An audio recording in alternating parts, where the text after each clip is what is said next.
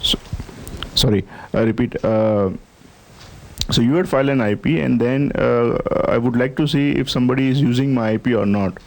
Who will police this? Is a patent committee will have some proactive role there, or it's your responsibility that you will that nobody else is using your infringement, is not using them? So is there any patent committee will do? Are you referring to patent committee within an organization, or a patent committee set up by the government, or an independent patent committee? Okay. Oh, huh? I mean, let's say US patent committee, or no. They will not play a role. I would go back to my answer. It solely rests on the shoulders of a patentee. Of the company, okay. Whoever is the patentee. Okay. Patentee could be a company, patentee could be an individual, whoever it is. It is the responsibility of the patentee. Okay, and then the sub-question will be, it is not easy to find out a software patent if it is infringement. So if you know that some algorithms have been used by your competitor. How to prove that? So because if it is a hardware patent, you can it is easy to trace that, but if it is software patent, then you have to have legal rights and to go into the systems and look for those things, and it's not that easy. So did you ask this question to me, or do you want somebody else to answer it? Anybody. I can take a first cut and then probably pass it on to Senthil. Software patents, if you look at the subject matter of patentability, right, irrespective of whether it is a software or a hardware or a mechanical thing or a chemical thing, it should not make any difference to the patent office, because Indian patent law says that the criteria for patentability is it has to be new, it has to be novel, it has to be non-obvious, but in different terminologies it would say the same thing. So whether your invention is in the software or in the hardware should not matter. But I agree with you to an extent that there is a lot of abstraction when it comes to software patents. So it solely depends, or it is solely a responsibility of the applicant to write a specification which is clear and ambiguous, right?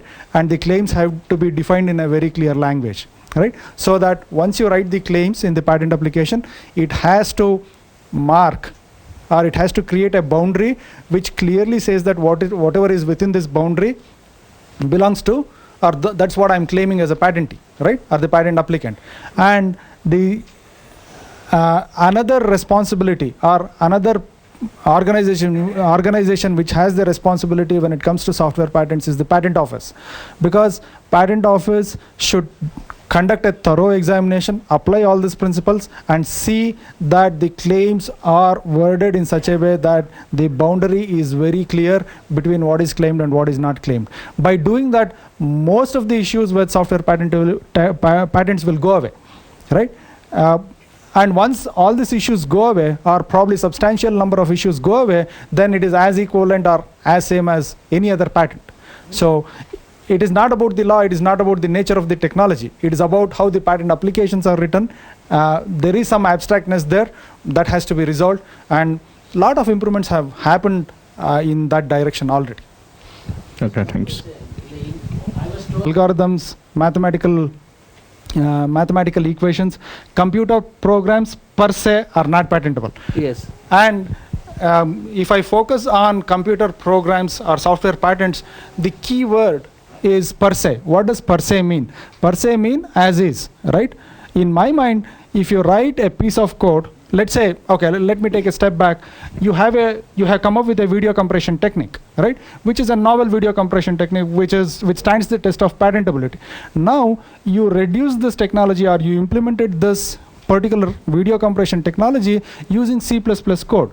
You have written C++ code on your paper or on electronic media. The way that you have implemented your video compression technique, which is affixed on a medium such as paper or an electronic media, that is copyrightable matter. There is no second thought about it. We all agree with that. What we are saying is, once you take that code and put it on the paper and protect it by copyright, what happens to my idea?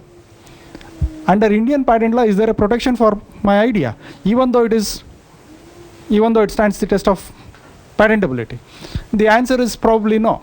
right? So what we are saying is computer programs or software patents should be granted in India, but they have to go through this test, right?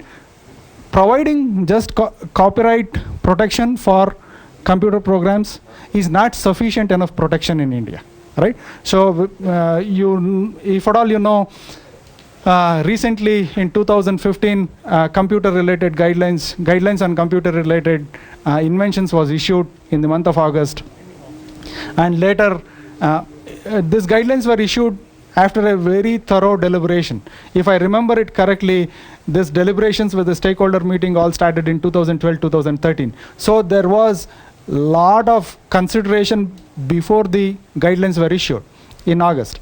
And somebody probably in between August and December 2015, somebody wrote a letter to PMO and said, computer-related inventions should not be patentable in India. This guidelines should be put in abeyance. And in December, they put it on abeyance. Once again, in January, there is a consultative process wherein there is a stakeholder meeting happening. I mean, it has already happened, and there will be guidelines which will throw more light and clarity on software patentability in India. Sorry, I gave you a long answer, but I think this is correct. we got a lot of knowledge. One question to Mr. Jayakumar. 0 to 18 months time phrase that we talked, Mr. Murthy talked about. How would a venture capitalist look at an idea, because it is not yet patented? So once you already filed the application for patent, that is good enough for us. We assume that it's likely to be patented, and we take that into cognizance. So you assume that I will be granted? You will be granted a patent. Patent file, pending patent technology. We take that into account and do it.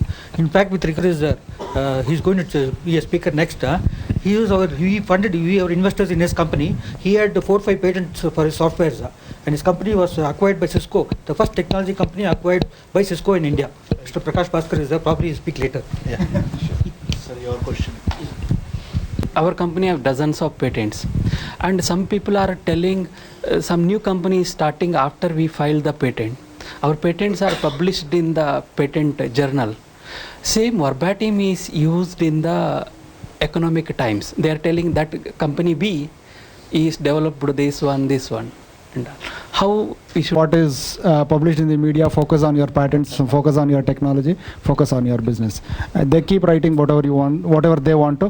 The verbatim of the true, words but used in the published patents. Fine.